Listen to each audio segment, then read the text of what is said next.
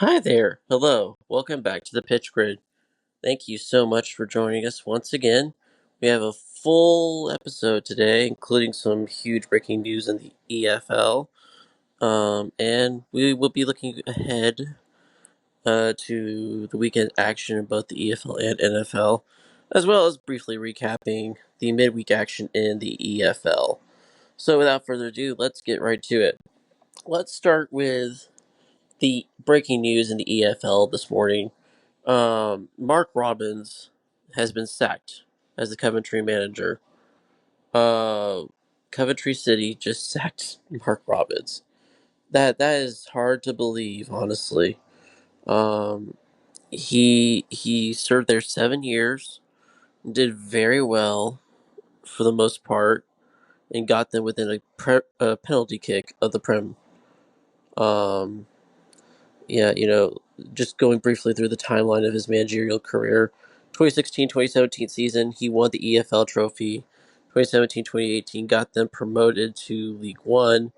2019 to 2020, he won League One with Coventry City. 22-23, lost the championship playoff final on penalties. Then last year, 23-24, reached the FA Cup semifinal. And then this year, admittedly, it's been a very poor run of form. He's gone, and this was a year they were expected to maybe go up to the Prem. That's just how good they were this year, this last few years. And the trajectory, you had thought it would be like that, but now it's gone. And I feel like absolutely gutted for Coventry City fans because this is the best manager they've had in quite some time, if ever. Um, and he's had to deal with a little crappy ownership, without a stadium.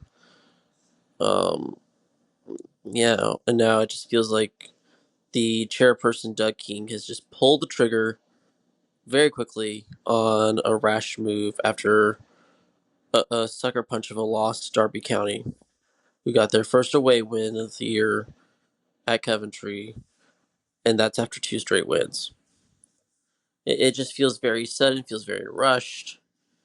Hopefully, if Coventry do not have someone lined up, they better have someone good lined up, or else this could go south very fast, and they could be right back where they started when Robbins took over. And that just feels so harsh for Coventry faithful who have never really seen success until this period of their history. And so, yeah, it's a shock move. They sit currently 17th in the table, 15 points.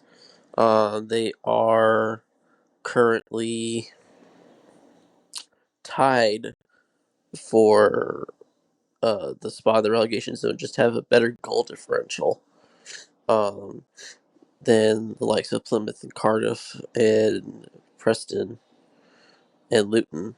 Um, and actually Hull, too.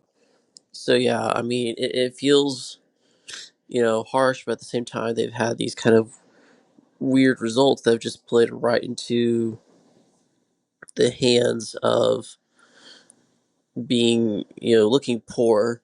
And some of them have been very unfortunate results for Coventry. So yeah, it's rough. Um, Huge news. I really don't know what to say, and I'm not even a Cub fan. Um, yeah. So hope you gotta hope that the team does well, or else this could easily be going down to League One season quickly and worse. So yeah. All right, let's move on to the fixtures.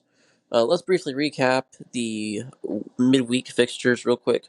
Um, Sheffield United took a 2-1 win over Bristol City. This was a pretty entertaining game for the most part. Um, it kind of started with Anis Mehmeti winning a penalty. Oh, well, not Mehmeti himself winning the penalty, but Bristol City won a penalty in the 75th minute. Anis Mehmeti took it, slotted home in the bottom left corner, put Bristol City up 1-0 at home. And then it just fell from there because Sheffield United just got the momentum. They started attacking. And then they equalized in the 86th minute. And then stoppage time there was a lot of stoppage time.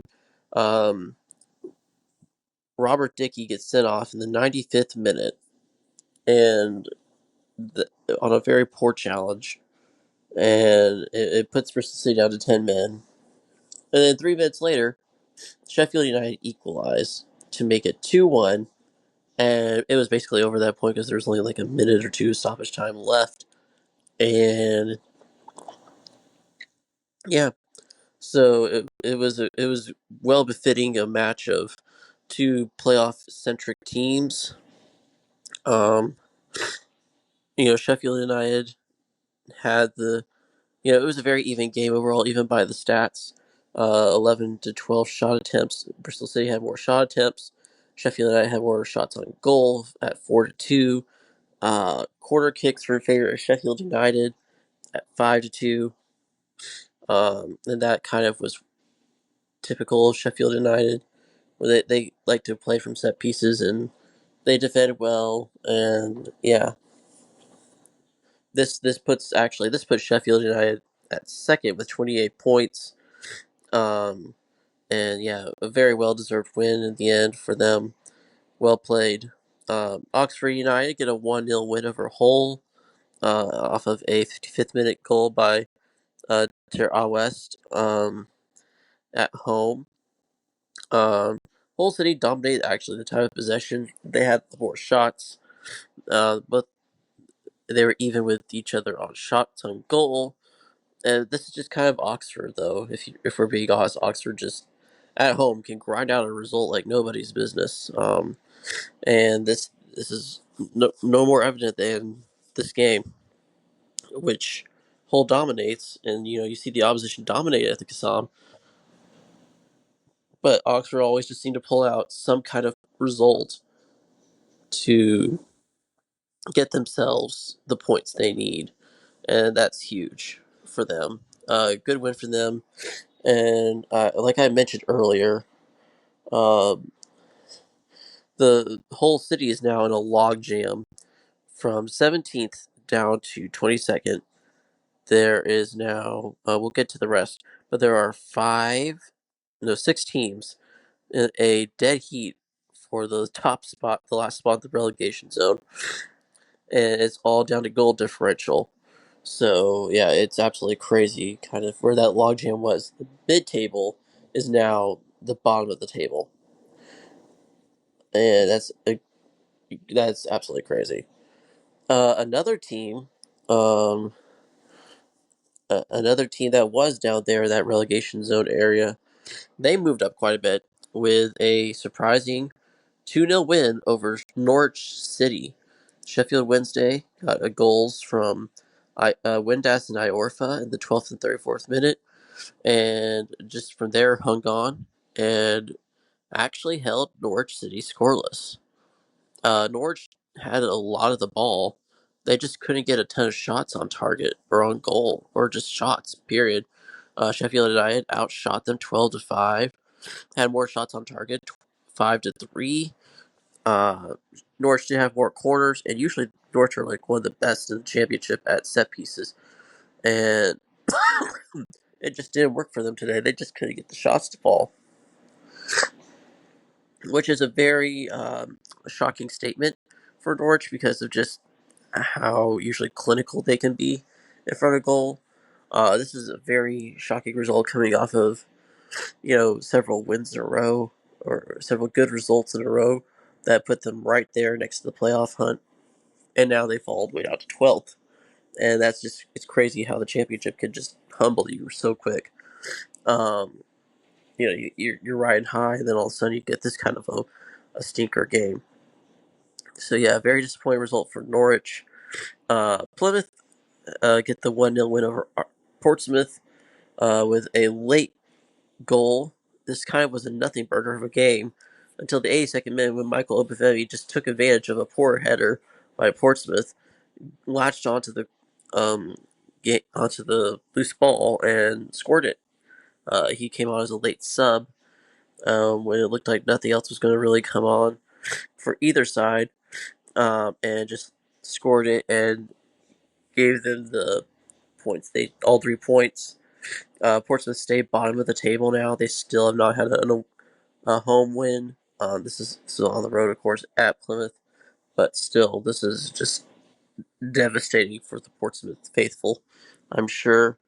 Um, Portsmouth had more shot attempts. Uh, both were even on shots on goal. Plymouth did have the better of the possession, 54% to 46, and both were pretty even on corners at 6-5, but with Portsmouth slightly edging it. Um, and Portsmouth do have like the bigger bodies, kind of in some areas. In Plymouth, they just couldn't get anything going. Kind of the story of Portsmouth's season, to be honest. They just do not have a clinical finisher in front of goal, and it shows. They don't really have any clinical finishers, period, in that side, and it really has shown this year. And yeah, they need to probably get something going in the January transfer window if they want to get something. If they really want to get out of that basement, and it's becoming a further away prospect of getting out. Even though they're still only a point back of QPR, they need 7 points just to get out of the relegation zone right now. And that feels monumentally hard for Portsmouth right now. So yeah, good win for Plymouth. Again, like I said, they're one of the 6 teams in that log jam of 15 points, all the way from 15 to 22nd, 17 to 22nd, I should say. Um, yeah, that's 6 teams just log jammed there, 15 points, and yeah, it's huge for them to get those 3 points and stay, you know, in contention of getting out. Another surprise result: Swansea hosted Watford and got a 35th minute goal from Miles Pert Harris to and they just hung on at the end, dominating the possession, dominating the shot attempts, holding this really key stat here for me. Watford had 0 shots on goal, so they couldn't get a shot on target, and that tells you everything you need to know. Even though they had the more quarters, Watford did at 8-6, they couldn't get anything going in terms of chances. And if of course, if you're not going to be able to create chances, you're not going to win the game. And Swansea did. They created 12 shots, 3 on them on goal. 25% of that, 25% success rate in terms of getting shots on target. And yeah, that's huge for them to get that kind of a win. Keep themselves in the mid-table area. So it puts them all the way up into 9th place and 19 points. I believe before this year they were like 12th or 13th. So that's a good, solid, gets them to the top half of the table. Swansea, Watford, they are still the playoff places. So, like, it doesn't hurt them that much. They're at 6 to 22 points. So, like, it's kind of spoilers, but we'll go over that in a bit. But, yeah, this was a huge win for Swansea. Kind of a weird game in a lot of ways for both sides. Just Swansea were more clinical in the end, and that's what matters. Also, another result, Borough took a 4-1 win over QPR. Not the prettiest win, but for Borough, but it was a very clinical win. They took all their opportunities very well. They had the more of the shots on target, 8 on target, and 4 of them go in the net. Very well done, and some of them very well taken goals, good shots. Um, so yeah, this is the proper thrashing that George Edmondson had referenced for a while that was coming, and it came. And even if it wasn't like the most dominant of games, the QPR goal is officially listed as a own goal by Borough. So that's not perfect, but still they defended well. They had better the possession, and really it all came together for Borough. And if they can get on a good run, they could easily shoot up the table here, as they have a very favorable schedule. and just they've doomed QPR still there to the relegation zone. QPR just bad. They couldn't get anything going and looked very poor on attack and just couldn't get anything done on defense. Once the floodgates started opening, they opened, and QPR couldn't do anything except for the one attack that got them the goal. So yeah, very well done for Borough. That puts them at 8th, only a point off the playoffs now. And if they can keep this up, they could shoot up the table quickly because it's such a logjam once you get into those playoff spots that anything could happen. I mean, they're only, to be realistic, they're only 7 points off second place, and it feels like a lot, but going from a win if things go right, you could go from 8th all the way up to third. I mean, up to 4th in the table, which is insane to think about. But yeah, they need to play their cards right, going on a bit of a run to Borough to take advantage of this opportunities. Um, Stoke took a 2-0 thrashing to Blackburn. Um, this never was close. It felt like, at least. The first half was a bit of a nothing burger. Then Millian Manhoff got a goal in the 57th minute, and then Tom Cannon got a penalty in the 85th to slot it home and secure all 3 points. The possession was all in favor of Blackburn, 62.4% to 37.6% in favor of Blackburn. 25 shot attempts for Blackburn to 15 for Stoke. 8 shots on target for Blackburn, 7 for Stoke. So basically, just again another example of not being clinical in front of goal for Blackburn, and it feels like that's starting to become very much more of a theme lately for Blackburn now. They are, let's see here, yeah, this is their second straight 2-0 loss. Their third straight loss in total. They haven't won a game since the 19th of October when they beat Swansea 1-0. And even then, that was coming off of 2 straight losses. So they've only had a win and a draw in the last month as positive results.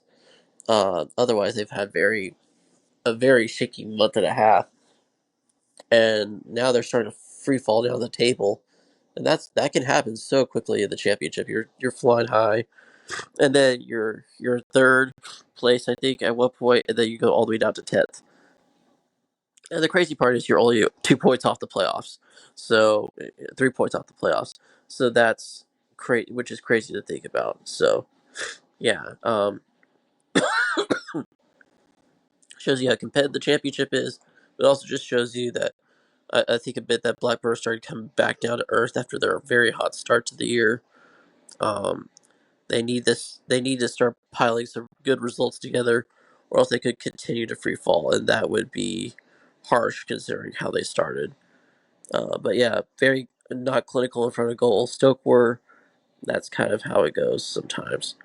Derby County got their first win away win of the year at Coventry. Like we said, this is the game that kind of doomed Mark Robbins. 2-1 win for Derby County on some very interesting goals. Jerry Yates got a bad back pass that by the Coventry defender and just latched onto it and scored a very early 11th minute goal. And then Bobby Thomas was an own goal, a huge deflection off of Bobby Thomas on the Jerry Yates shot attempt in the 73rd minute to make it 2-0 before Coventry pulled one back in the second moment in the 77th minute to make it 2-1. Coventry tried and tried and tried. They had 70% of the possession in this game. And the stats would indicate that this was a game Coventry should have won. They dominated the stats. In like possession, like I said, 70% to 30% in favor of Coventry. 11 shot attempts for Coventry to only 3 for Derby, and 2 of those were goals. One of them was on target, which was the Jerry Yates goal off the bad pass in the 11th minute. Yeah, and 9 corner kicks to 6 for Cov, and yeah, that's just very poor. Coventry got all this money that was spent in the transfer window to get a lot of strikers that were seen as very clinical strikers, to in the championship, and they have not delivered. Haji Wright has been kind of inconsistent with his shot taking. When he's clinical, he's when he's on, he's on. And he's one of the best strikers in the championship. And when he isn't, he flops hard. And this was one of those days where he just flopped. And Sakamoto seemed like the only one that cared in this game. Really, Cove just didn't feel like doing much. They dominated the game. They just couldn't do anything with it. They didn't feel like doing anything with it much. And yes, that's kind of what Derby does. They pull you to a very ugly style of play that just favors them, and then they beat you up if they get the win.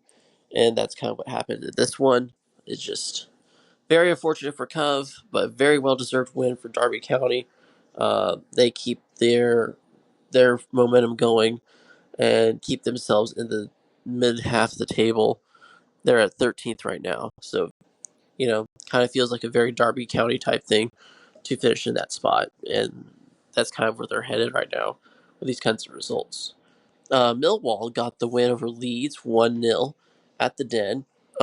It was a Tanganga goal in the 40th minute that sealed Leeds' fate. Leeds had a lot of the stats. Again, this just shows it feels like the theme of the midweek was just not being clinical enough for the losing teams in a lot of ways. 75.9% possession for Leeds, 14 shot attempts, only 4 on goal. And Leeds are just full of quality, full of talent, and they couldn't take advantage of it. And Millwall did, but there's only 6 shot attempts, 3 of them going on goal, 1 counting. And 12 corner kicks for Leeds and only 2 for Millwall. It just shows how dominant in the stats the Leeds were, and just they couldn't do anything about it, and that has to suck for them. But at the same time, like this is just probably a bump in the road. Let's be honest, Leeds are way too good, to keep this kind of a poor results going. And I don't see them doing that. It's just a very unlucky result. It puts Millwall actually in the playoff spots at 5th place, actually, because they have the better goal differential than Watford. But it's crazy that Leeds got this kind of a result. You didn't really expect it to happen, and it's just a blip in the road for sure. I bet, but still not a great blip in the road considering Millwall are top 6 technically, but they don't feel like a top 6 team. It feels like a very fortunate run for them. So, but props to them. They are in the playoff spots, and they are where they are for a reason. So can't bang them for that. Luton get the 1-0 win over Cardiff. So Cardiff's run of very good form comes to abrupt stop as Luton get a much needed win to pull themselves into that little slog for getting out of the relegation zone. Right now they are out of it because of goal differential. Jacob Brown got a 57-minute goal for Luton, and Cardiff just couldn't do anything else beside that. Cardiff did have more of the possession, more of the shots, and both teams had the same shots on goal. It just didn't They just couldn't capitalize on it, Cardiff, and it feels disappointing for them because of the good run of form they were on, coming off the 2-1 win over Norwich on the weekend. But still, you could also say this was kind of coming because that was such an emotional high, and they were probably going to get let down in this game as a result. And it kind of feels like that, They just took their one chance, and again, like I said, the theme of the midweek has been teams not being clinical enough in front of goal and taking their shots, their chances, and the losing sides. And that's kind of how it feels because mostly the losing sides are dominating these games. They just can't get those chances to go for them. So very unlucky loss for Cardiff. Good stuff for Luton to keep themselves going and make sure Rob Edwards isn't sacked. Huge result for Luton there. Preston Sunderland was pretty much a nothing burger of a game. Ended 0-0. No one could really do anything much. Preston dominated much of the proceedings in this one. They had more of the possession at 59.8 to 40.2 for Sunderland. The league leaders did not look like the league leaders in this game until the very end when they had a lot of the shots.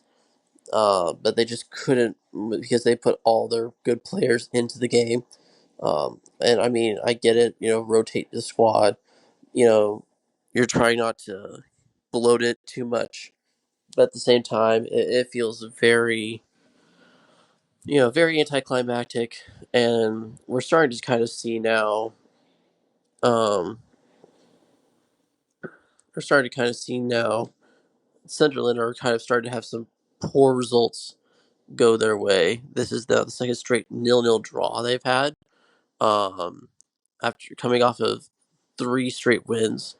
So I mean, it's not like the worst thing in the world. They're still getting points, but still, these last two games have been kind of concerning in terms of the Sunderland form. So yeah, those are the results in the midweek. We do actually still have we still have one more midweek game. That's today against West Brom versus Burnley.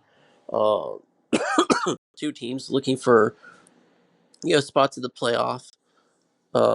West Brom with a win would go all the way up to 24 points. They are tied with Middlesbrough on points, just had the better goal differential, so they're at seventh. They would go up to fourth with a win. With a loss, Burnley with the loss they would stay at seventh. Burnley, I think, unless it was a really bad loss, and Burnley with the win would go up to third, I think. Yeah, depending on how convincing the win is. If they get a two or more goal win, they would actually be tied on points with Leeds in goal differential. If they get a 3+ goal win, they will go to third in the table. I don't see that happening with Burnley because that's not how Burnley play. But still, um, this should be a fun game. Very close. Both teams are pretty good. West Brom looking for a positive result at all. They have drawn 5 straight times. Yeah, Burnley are just looking for a win after 3 draws, a loss out of their 5, and only one win out of 5. So that's should be a fun game. I think very competitive. I just don't know how to see this going because it could go either way, and that's kind of how you kind of categorize the championship in general. Um, Watford, Oxford United are this is kind of the start of the proceedings for the weekend matches. Watford, it's at Watford, Vicarage Road.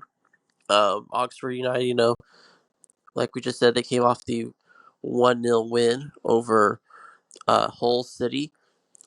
Meanwhile, Watford just coming off the loss to Sunderland after a couple of wins in a row. Yeah, Watford just started to become a little inconsistent. They've got 3 losses out of 5, with 2 wins sprinkled in there as well. Uh, yeah, Oxford haven't been in the greatest run of form either. 2 draws, 2 losses, and a win. But still, it's Oxford are not as good on the road as they are at home, or they usually can get some points at home. Mark Harris, I think, is still the lead scorer for Oxford, 4 goals in 14 matches. Ito Kayembe is still the leading scorer for Watford with 5 goals in 13 matches. And yeah, it feels like a very even game. Watford, they are the higher team of the table. They are at sixth, 6th versus 16th. Um, I could easily see this being a draw with how both teams are in their form lately. But you never know. You would think Watford should win too as well. Either a draw or a Watford win would be probably the most likely outcomes to this. But you never know with the championship, and if Oxford pull it off, that would be a huge win for them. Kind of separate them from the relegation scrap, take them all the way up to 20 points, which would be huge for them. So yeah, they're definitely looking for a positive result there. But it would be tough because Watford, if when they show up, they could be a very, very stubborn side to crack.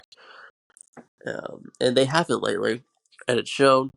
But we'll have to see what Watford team shows up, and we'll have to see what Oxford team shows up. Because when Oxford when Oxford show up, they also are very tough to crack. I could see this being a draw very easily as well. Um, so moving on, Borough headed back home after their win at QPR to face Luton Town, who are coming off their win over Cardiff. Um, this is a game where it's 8th versus 19th. It feels like this is a must win for, well, every game now is a must win for Luton. Um, you know, they're a solid side where they want to be. They're not great defensively, Luton Town, so that could be something Borough take advantage of. Borough are they create a ton of chances. They like to they want to score a lot of goals. Right now, Carlton Morris is the leading scorer for Luton at 4 goals in 11 matches. Tommy Conway is now the league scorer for Middlesbrough at 5 goals in 10 matches. Emmanuel Latte has now also scored. He scored in the QPR game. Um, yeah, these are both very. I mean, you look at the stats. Kind of, they both don't score a ton of goals. That's because Middlesbrough have been very inconsistent in their chance conversion, but they do have the better goal differential. Middlesbrough have been a little bit leaky in the last few games until the QPR game. On defense, they had been a pretty solid defensive team, and now they've kind of given up more goals lately in the last few games. But Luton do not score a ton of goals, and they are very limited when it comes to their attack options. I wouldn't be shocked if this was a draw or a Luton win, but you would think Middlesbrough should win this game and keep their forward momentum going on the bounce. 2 wins on the bounce would be huge for them. But I also wouldn't be shocked as well if Luton just pull all 3 points out of the bag and make it typical Borough type stuff. So, Cardiff and Blackburn, 2 teams that coming off losses. Blackburn, the 2-0 loss to Stoke. Cardiff, like we just said, 1-0 loss to Luton. Cardiff, before this, were on a very hot run of form. They, you know, beat Norwich, drew at West Brom. A lot of good positive results. Um, they're back in the relegation zone now, and Blackburn are also kind of wanting to get out of a bit of a bad run of form as well. That 3 straight losses for Blackburn, like we kind of covered earlier, the midweek recap. So yeah, both teams just really wanting to pull back some kind of form. Cardiff wanted to continue that great run of form where they had 3 wins out of 4 um, before the loss on Wednesday. Callum Robinson is the league scorer for Cardiff, 5 goals in 12 matches. Yuki Ohashi is the league scorer for Blackburn with 4 goals in 14. Both do not score a ton of goals. Cardiff are actually still kind of making up their goal differential, which was horrid at the beginning of the season, where they were bottom of the table and just not playing well at all. They're at -7 still. Blackburn is at a 0 goal differential, as they also allowed as many of um, goals as they've scored. Cardiff have been much better at the back defensively lately. If I had to pick a winner of the two, it'd probably be Cardiff, just because they're on a better run of form, and they seem to, have found themselves for the most part, even with the loss at Luton. This is at home, and they have been a lot better at home than they are on the road. And yeah, I kind of fancy Cardiff in this one, though I wouldn't be shocked if also Blackburn came in and stole a point or 2 or more. Stoke taking on Millwall. Millwall on a run of 4 straight wins. Meanwhile, Stoke are on a run of 2 straight wins. So 2 hot teams coming into this game. Duncan Watmore leads the Millwall scoring at 5 goals in 13 matches. Tom Cannon leads Stoke with 6 goals in 12. Both are kind of even teams. Millwall has a much healthier goal differential. They have been much better defensively as of late. They've been much better defensively. They scored the same amount of goals, actually, which is kind of interesting. Because, well, both teams are not very free scoring or free chance taking teams. They tend to be very counterattack playing teams that'll get you on the counter, or they'll just play ugly defense and wait for you to make a mistake and they'll pounce on it. So I could easily see this being a draw. Or I mean, Stoke could snatch all 3 points. It is at Stoke, so that's huge. Millwall have been playing much better at home than on the road, but yeah, this is kind of a very interesting match. It kind of will tell a lot about Millwall, to be honest. Um, Derby at Plymouth, Derby home to Plymouth, I should say. Derby coming off the win at Coventry, Plymouth coming off the win over Portsmouth. Um, Derby are very good at home. They rarely drop points at Pride Park. I kind of can see them pulling Plymouth down to their level very easily. Plymouth are not a very good scoring team. They've only scored 14 goals total this year and have a negative 11 goal differential. Morgan Whitaker's their leading scorer with 3 goals in 13 matches. Curtis Nelson, meanwhile, is the leading scorer for Derby. This kind of tells you everything about both teams. 2 goals in 14 matches for Curtis Nelson. Yeah, this could be a very ugly type fixture where Derby just sneak all 3 points out with a 1 goal or something like that. Or this could easily be a draw as well. But I kind of fancy Derby in this one just because they're on a better tear form as of late, and they tend to do better at home. Plymouth do not do very well on the road, and they were at home and they just came off the 3 losses out of 4. So yeah, I don't fancy them to do much in this one, but you never know. It is the championship; anything can happen. Leeds host QPR also on this. You would think this should easily be a win for Leeds. I guess a very bad team that had just drawn 3 straight games before the loss to Middlesbrough over the midweek. Um, it is at home at Ellen Road. Leeds are absolutely going to want to make up for the embarrassing loss to Millwall. Um, this should be a pretty comfortable win for Leeds over a QPR team that's just looking for answers and coming off their worst performance of the year. Yeah, not much to be said about that, really. It should be Leeds quite comfortably. Like, this shouldn't be close at all. But it is the championship. Like, if QPR pulled off another draw like they did against Sunderland, that would not be surprising at all. Norwich, Bristol City, 2 teams that are coming off losses. This is now Norwich coming off their second straight loss. Bristol City coming off a very convincing loss to Sheffield United. Well, not convincing, a very late loss to Sheffield United. Yeah, this just, yeah. It's at Carrow Road. I think that's all we need to say right now. Norwich have not lost to Carrow Road in over a year now. They have definitely made Carrow Road a fortress for them. Borja Sainz is the leading scorer of the championship with 11 goals in 14 matches. Naki Wells is the leading scorer for Bristol City at 4 goals in 11 matches.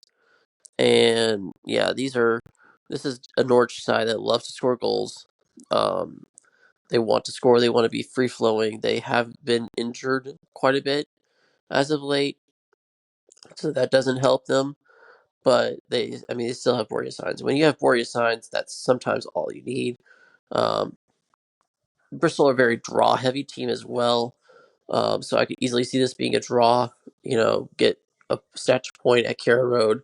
I think Bristol City would bite your hand off if you offered them that as a result here. But I could easily see Norwich taking all 3 points and kind of restoring their momentum.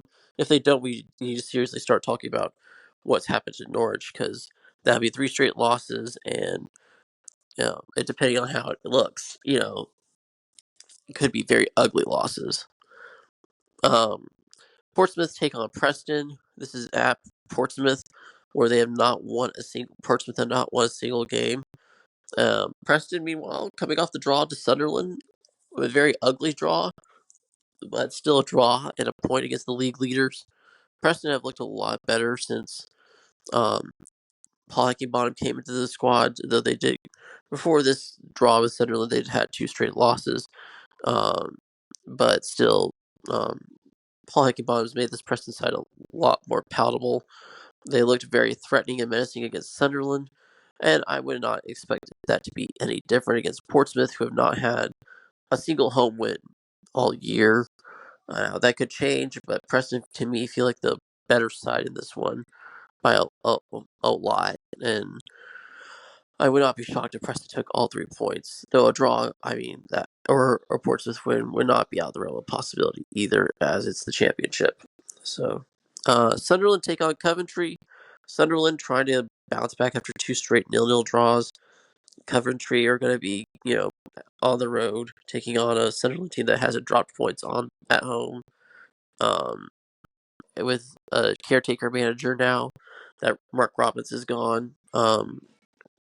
This should you would feel like this could be a get right game for Sunderland quickly. And if Coventry need this win bad, Haji Wright is obviously their main scorer with 6 goals in 14 matches.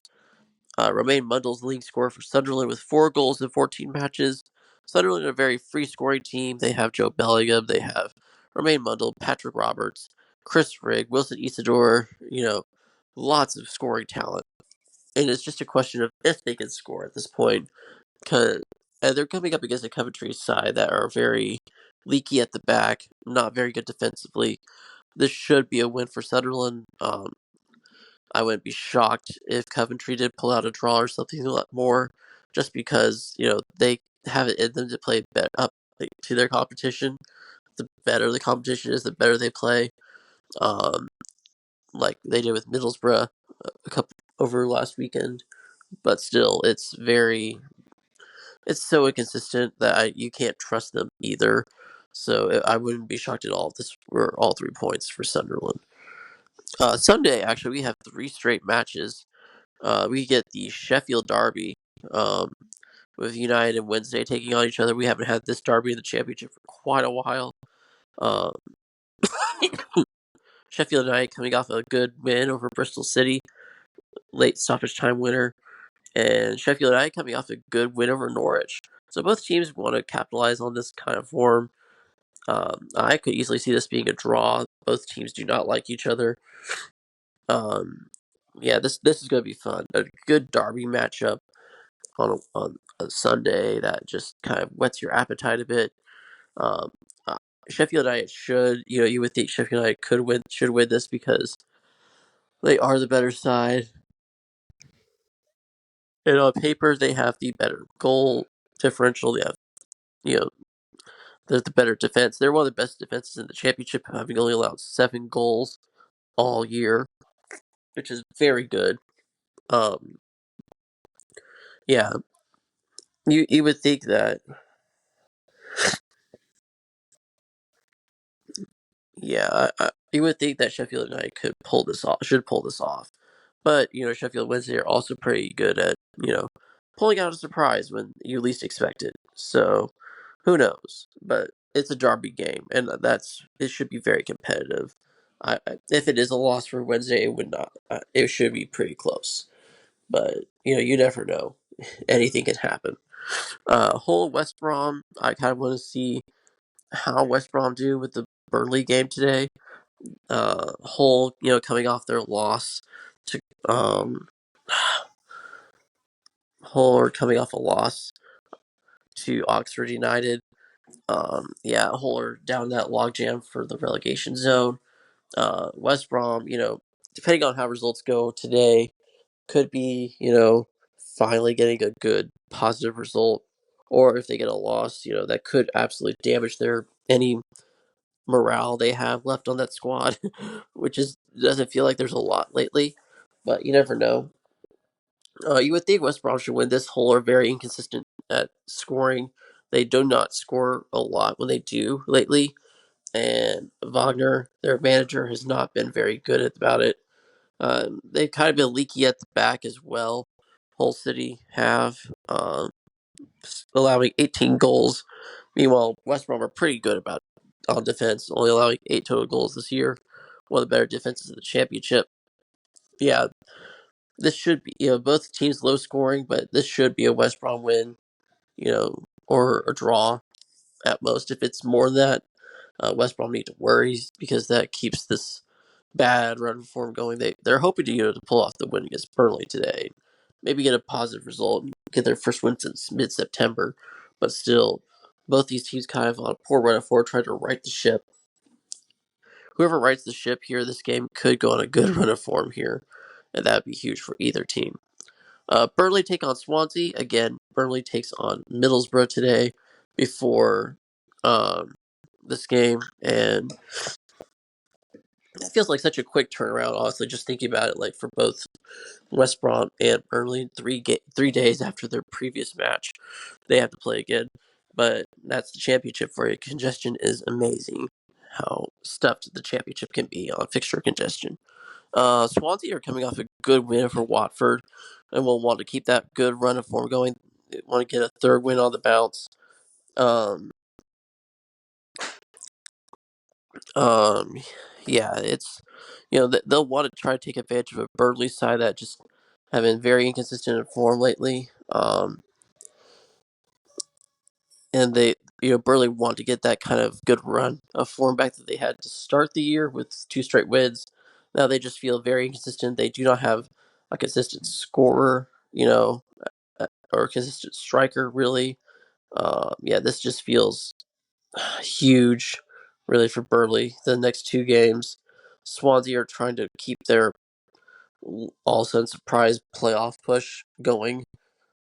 They are at 10th place at 19 points, so any points for them would be huge to keep, the top half of the championship. This is probably, and Luke Williams has done a fantastic job to keep the Swans in that position, to be in that position even after what they were last year. So well played to them. This should be a fun game. Both teams, pretty good, pretty solid overall. Swansea feel like a very mid-championship table team. Both teams do not allow a ton of goals. Both teams do not score a ton of goals, but both are pretty good defensively. This should be a fun, close game, and I could easily see this being a draw. And that's your pitch side preview and brief recap of the midweek and weekend action. Let's head grid side. We had a few trades happen in the last couple of days. Of course, the trade deadline being Tuesday.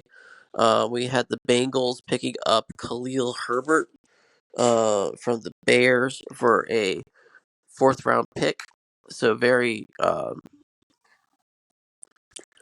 very interesting trade there for Bengals were looking for a running back anyway. Um, they wanted a Zach Moss replacement because he was going to be hurt for quite a bit.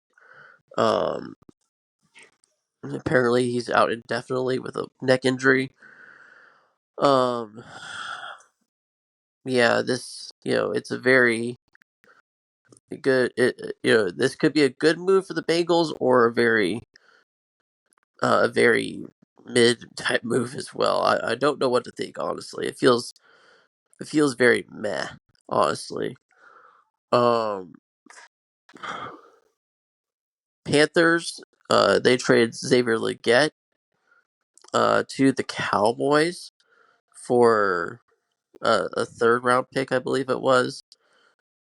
It wasn't much. It was a very surprise move. The Cowboys wanted a receiver after CeeDee Lamb went down, over the weekend. But at the same time, like, it feels very bizarre for the Cowboys, because that was not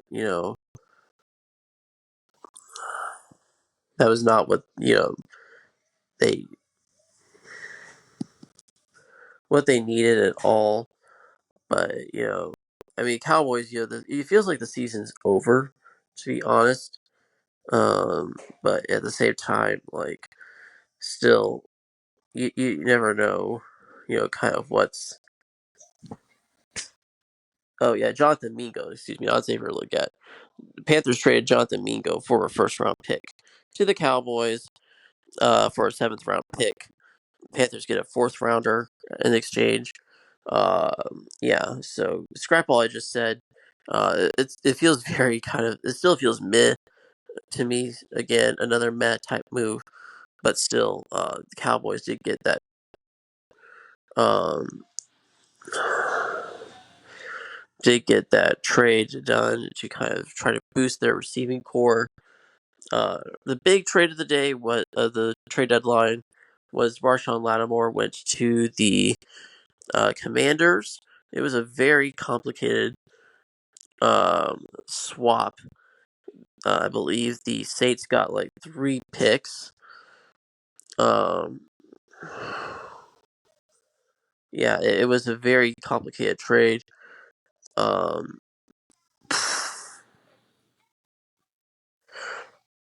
yeah. So what the Saints got were a 3rd-round pick from 2025, a 4th-round pick from 2025, and a 6th-round pick from 2025. Meanwhile, the Commanders get Marshawn Lattimore and a 2025 5th-round pick. So overall, um, very well, a good get. It seemed you would think for Washington, bolster their defense up big so they can keep contending. In the NFC, they needed that kind of thing. Um, but that was the kind of the big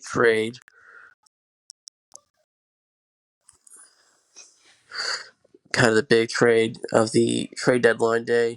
Zadarius Smith did go to the Lions for a 4th, which was huge as well.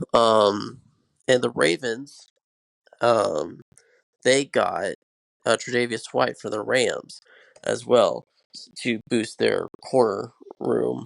So, good move for the Ravens. I think. I don't think, if I remember correctly, Tre'Davious White is not going to be active for the Thursday night game against against the Bengals. But it's a solid move for them to kind of bolster their defense. So yeah, overall, kind of a not very chaotic trade deadline day, as it kind of always ends up being very anticlimactic, but still enough to, for some teams to bolster their rosters a bit. um,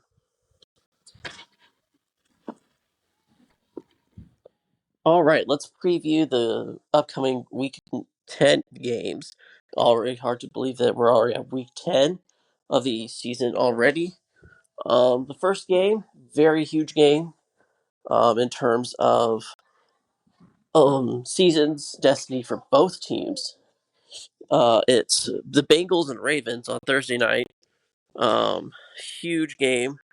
Bengals coming in us at 4-5. Ravens coming in us at 6-3. Um, Ravens want to keep pace with the Steelers for the division. Uh, and Bengals just want to get back to 500. Keep their playoff hopes alive. And it feels like this is the game that would really turn their season around. You really, say playoff hopes alcoholic. And yeah, keep them in contention. They are in 9th place right now in the playoff standings should the playoffs end today. So they would be out of it. But this would be a win, to kind of keep that, we need to win the Joe Burrows. We need to win 7 out of 9 games. It feels like, though, if they lose this game, it kind of is over for the Bengals because they have a very difficult road up ahead, including the Chargers, um, and the Steelers coming up after this game. So they need to win this game, to keep themselves afloat. It just doesn't feel likely with how Lamar Jackson is playing. Both quarterbacks coming into this game very, very hot. Burrow coming off of this with 2,234 yards, 20 touchdowns, 4 picks. Lamar Jackson, 2,379 yards, 20 touchdowns, 2 picks.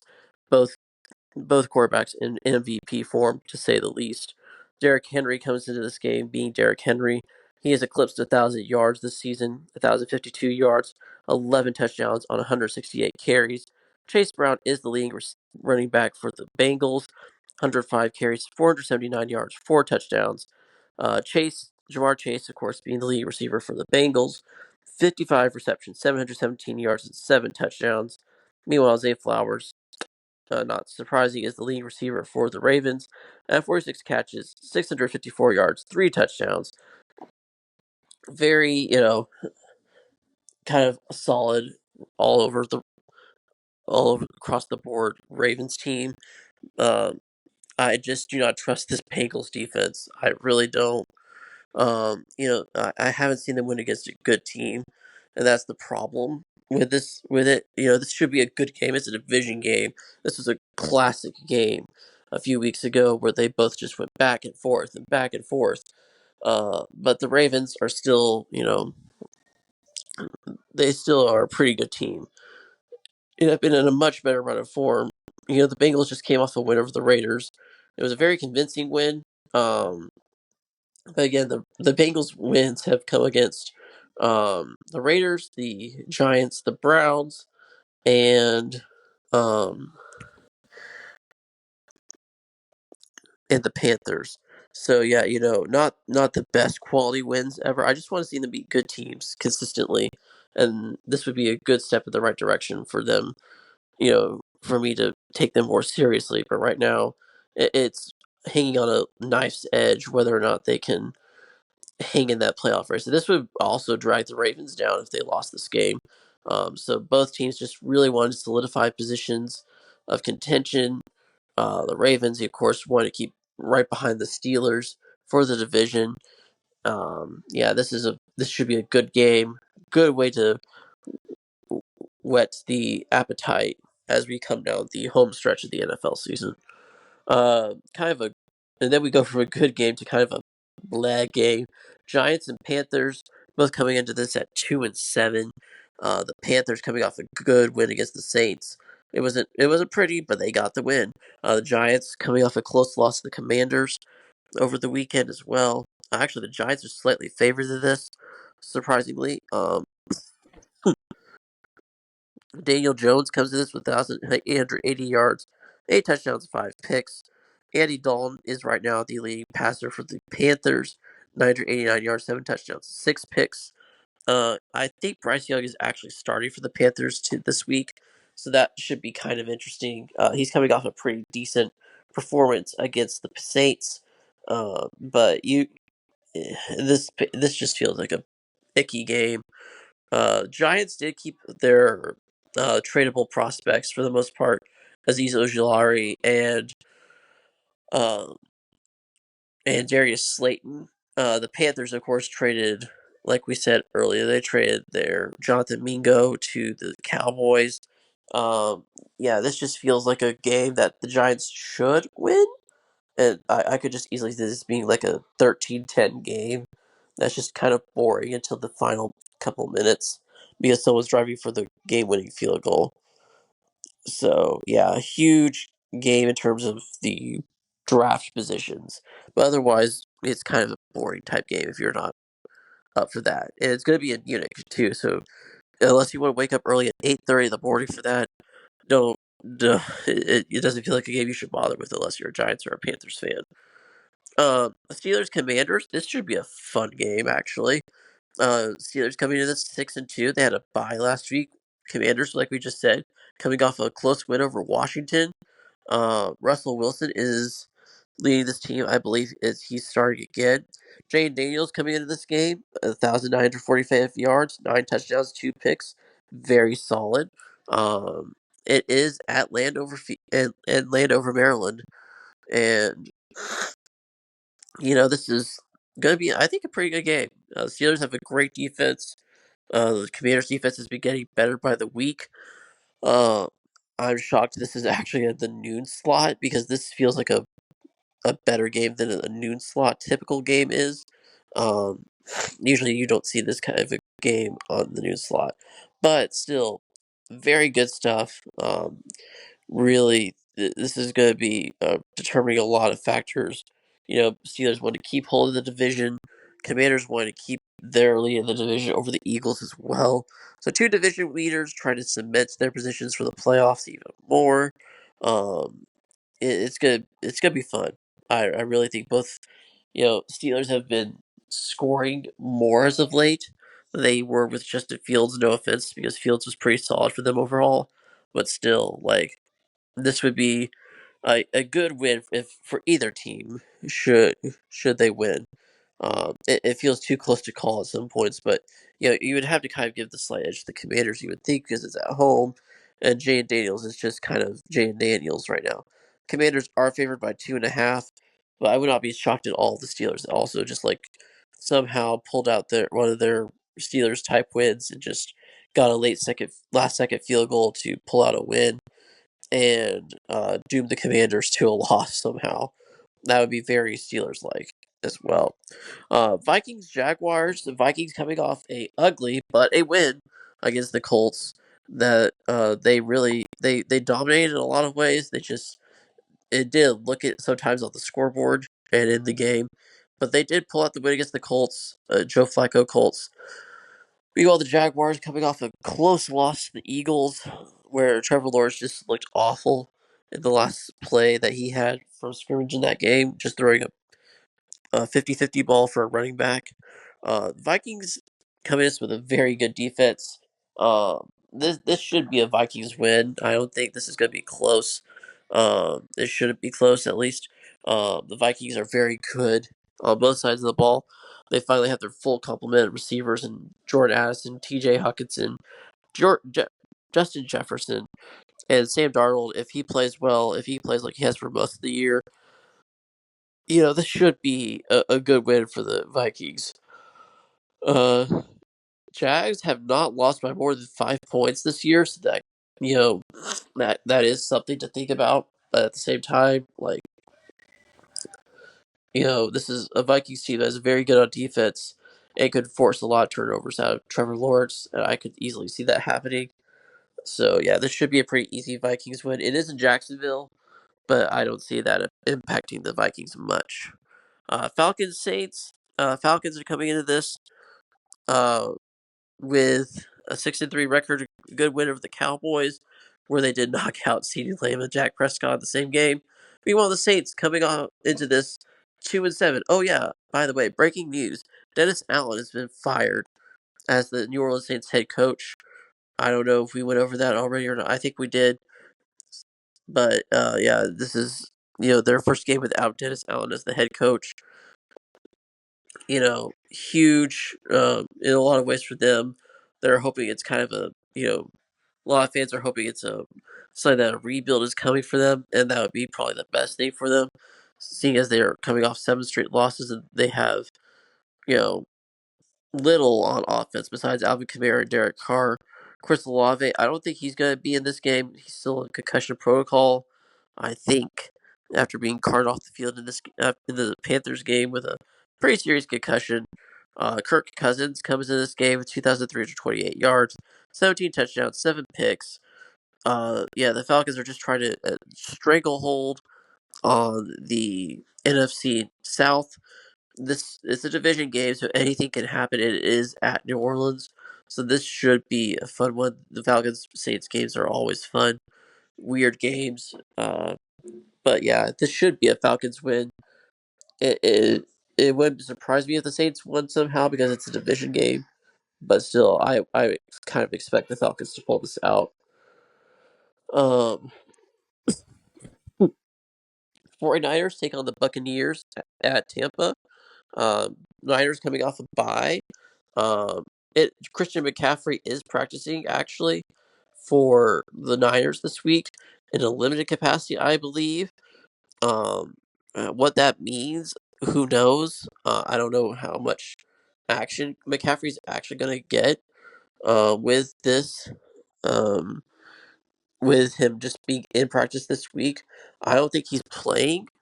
I if I were to bet, and I'm not a betting man by any means, but I would say Jordan Mason probably gets the start again just to be safe, and maybe McCaffrey plays the next week. But you who knows? You never really know, honestly.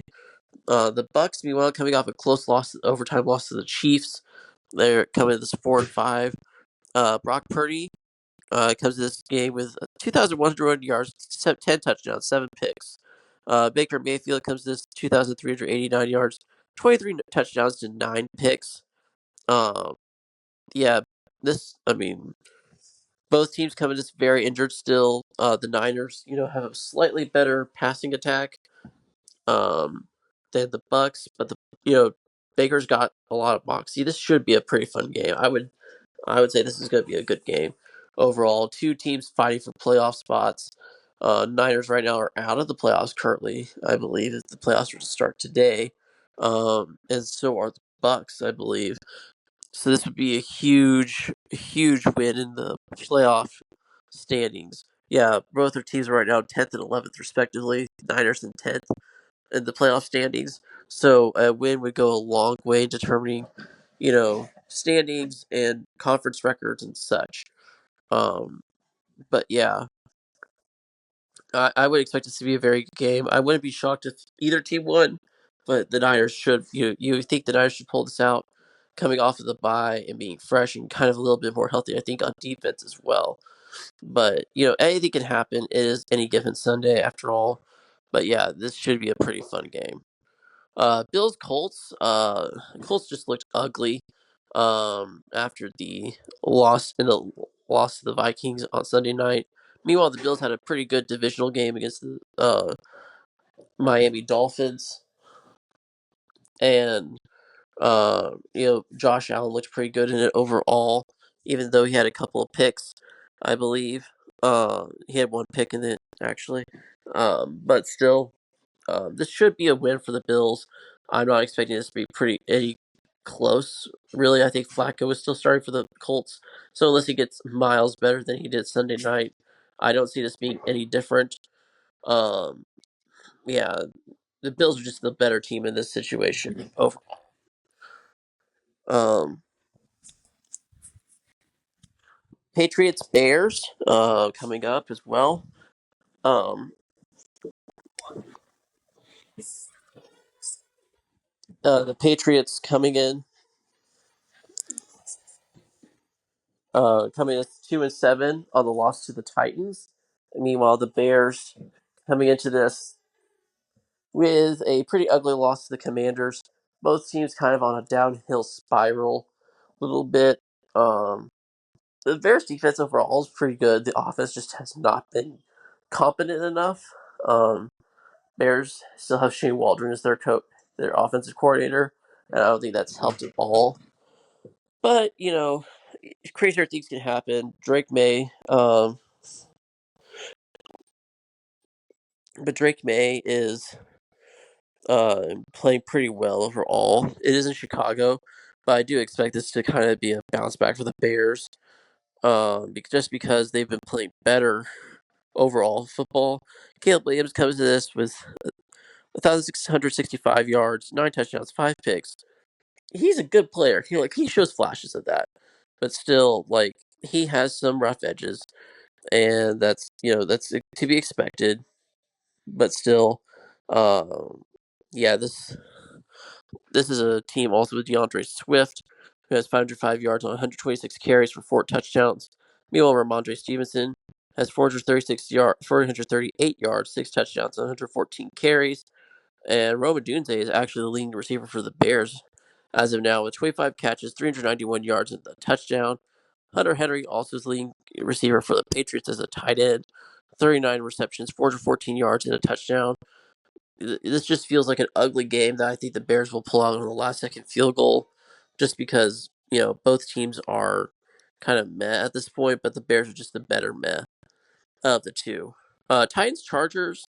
This feels like it could be a semi-close game with the way the Titans have been playing better of late, but the Chargers are just a little better.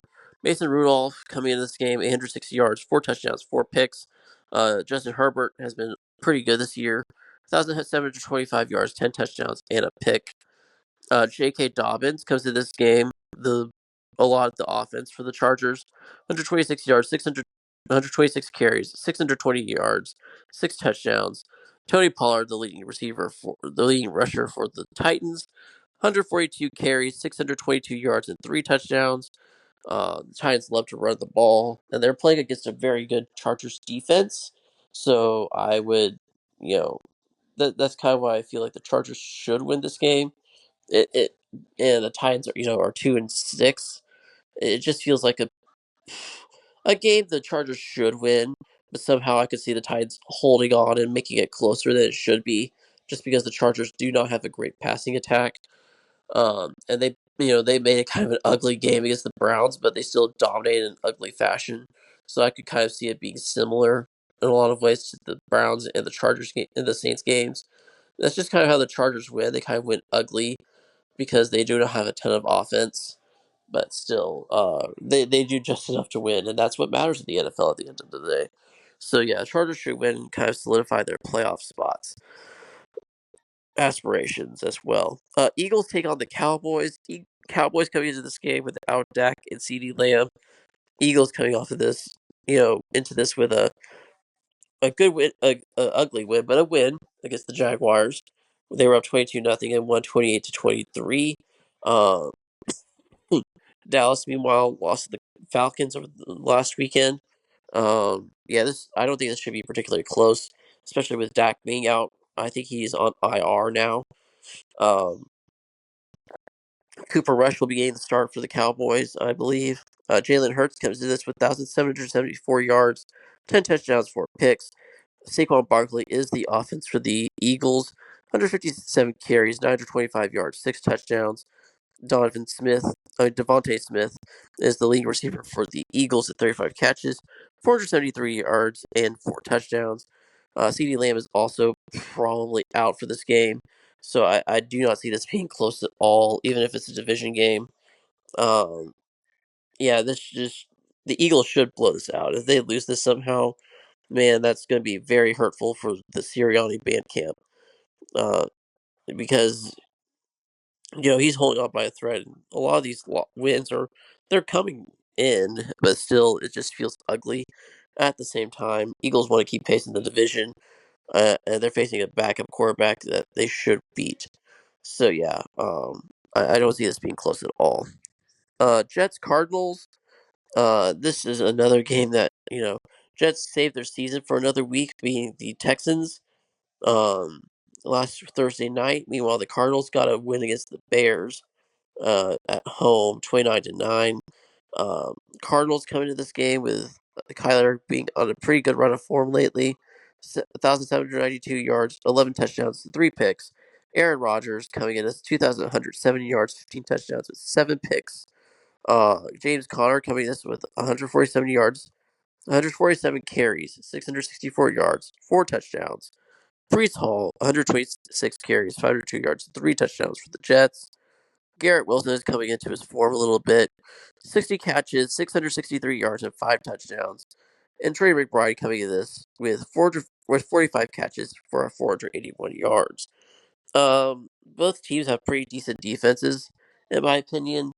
Not great, but they both can play pretty ugly, good defensive football, and that's kind of what I expect. I expect this to be pretty close. Uh, the Cardinals just, I think, have a slightly better offense just because they can run the ball and pass it for the most part. It's not always pretty, but they get the job done when they need to. The Jets, though, did look better? Question mark. Against the Texans. Granted, um, the Texans looked kind of shook in that game where we're dealing with a lot of injuries.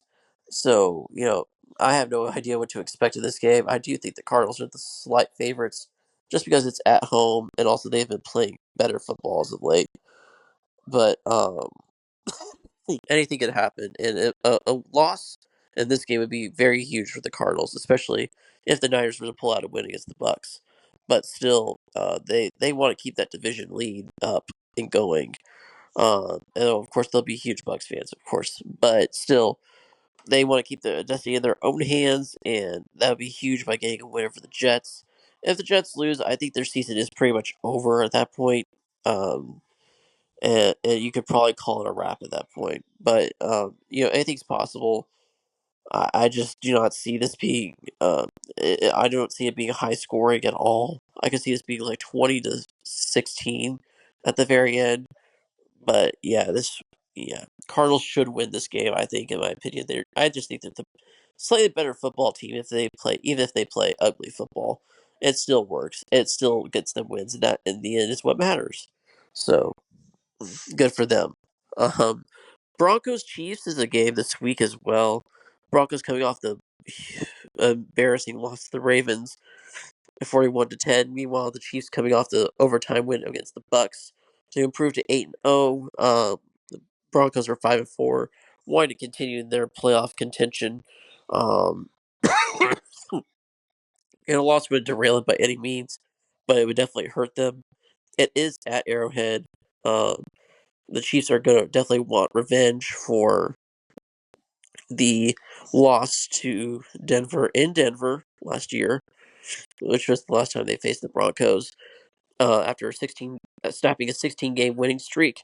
But still, it's going to be a close game. I think the Broncos are going to want to prove that they aren't as bad as that Ravens game showed it was. Showed they were, but the Broncos I think still do have a very good defense, so it's not going to be easy by any means. Chiefs offense has been a lot better as of late. The last few games. Patrick Mahomes comes in this with 1,942 yards, 11 touchdowns, and 9 picks. Meanwhile, Bo Nix, 1,753 yards, 8 touchdowns, and 6 picks. Kareem Hunt, coming into this game for the Chiefs, has 111 carries, 414 yards, 5 touchdowns.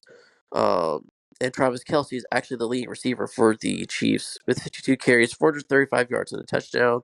Meanwhile, the Broncos, their lead receiver is Courtland Sutton, 36 catches, 499 yards, and 2 touchdowns. I do think the Chiefs should win this, even if it's going to be an ugly game. It's a division game, so I do expect it to be close. I expect it to be ugly. I expect it to be, a division AFC West game. That is the Broncos and the Chiefs. You never can expect, good blowout wins. Usually with this kind of game. But if it happens, I wouldn't be shocked either, just because there might be some good tape the Chiefs could use on this. If the Broncos won, I wouldn't be surprised either, just because they're going to want to prove something in this game after what happened last week. Um, but yeah, I do expect this to be a close game, and if the Chiefs win, they will have matched a franchise record for most wins in a consecutive wins in a regular season at 9. They will have broken a franchise record for most wins in a row total, 15, which would be 14. They tied to that last week, both the overtime winner of the Bucks. But yeah, this is going to be a pretty fun game, I think, for the individual who likes. It may be a playoff preview. Who knows? Later on in the future. Lions Texans is a game on Sunday night. Texans coming in this game kind of injured still. They do not, of course, have Stephon Diggs. I don't know what the status is for Nico Collins. Um, but the Lions, coming in this are the best team in football right now, without a doubt. They are 7-1. They just beat up on the Packers.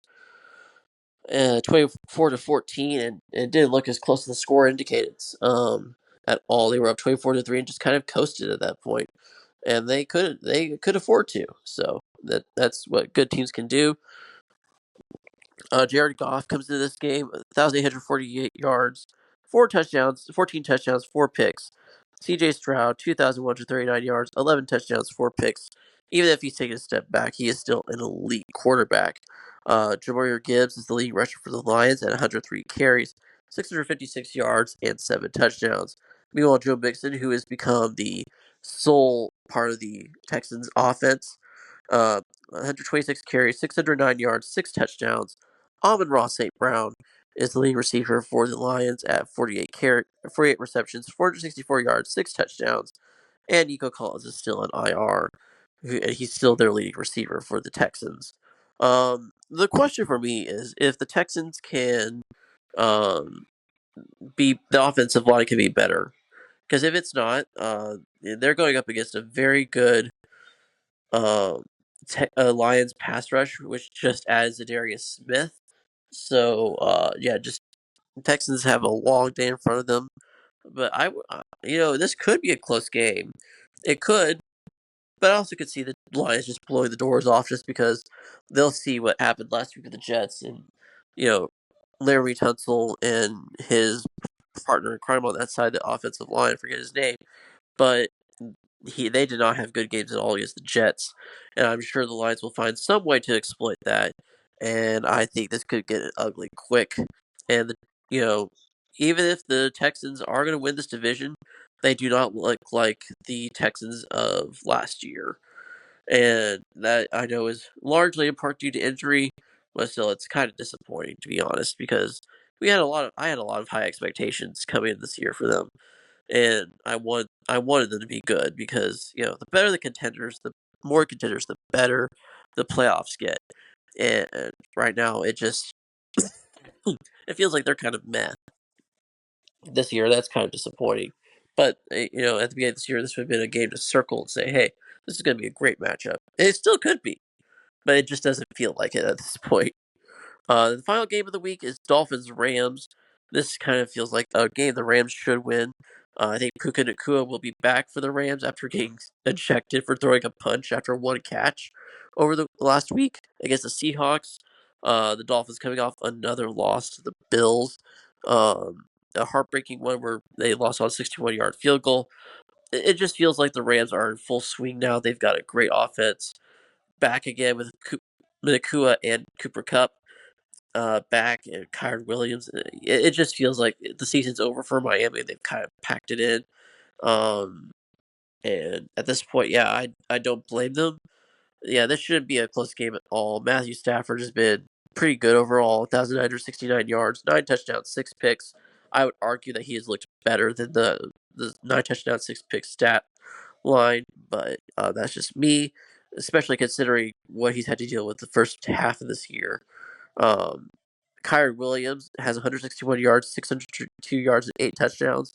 Devon Achane, meanwhile, has kind of been the Dolphins' offense as of late, with 93 carries, 420 yards, 2 touchdowns. Tyreek Hill is kind of the leading receiver for the Dolphins, but he has not done much this year.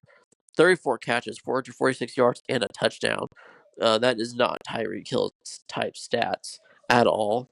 But that is where we are in 2024. Tutu Atwell is actually the receiving leader for the Rams, just because he's been playing longer than Cooper Kupp and Puka Nacua, but he's got 25 catches for 366 yards.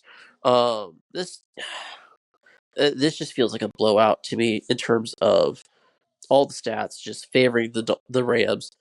The Dolphins could pull off an upset. They've looked better the last couple of weeks on offense. It's just their defense has not looked good, and I think we've kind of seen, and the Rams' defense has looked a lot better in my opinion as well the last few weeks. So I just, I don't see a way out of this for the Dolphins. I could just easily see them getting blown out in this game. It's in LA as well. And at the beginning of the year, this would have been like this could be a Dolphins win. We would have thought the Dolphins would pull this one out easily. But the Rams just feel like a good team, and the Dolphins do not, and that kind of feels like the difference in this one.